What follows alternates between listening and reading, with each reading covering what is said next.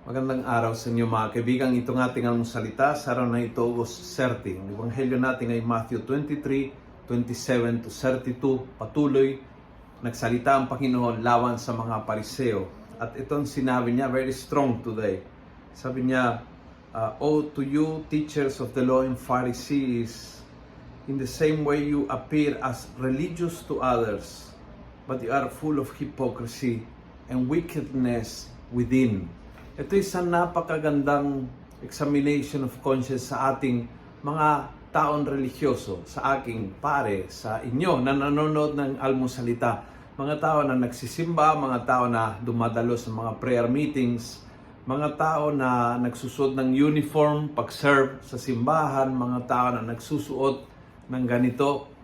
And minsan yung ating external appearance at yun nangyayari sa loob ay talagang may short circuit. Minsan ibang-iba ang ating damdaming.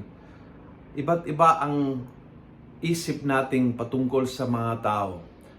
Iba't iba ang pakikitungo sa mga tao. Iba't iba ang trato sa mga tao.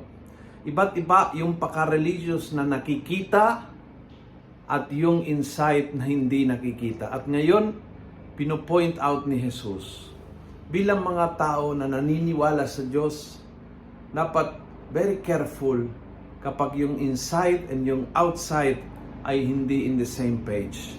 Maraming beses po nangyari ito, na isa ang sinasabi, iba ang ginagawa. Isa ang pinaniniwala, ang iba yung sinusundan.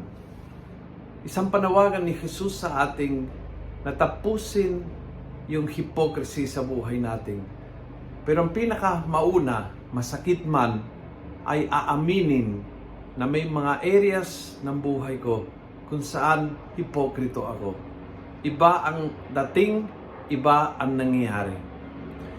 Yung pag-aamin nito ay ang umpisa ng pagbabago. Kaya pinopoint out ni Jesus, hindi upang silang husgahan, hindi upang silang kondenahin.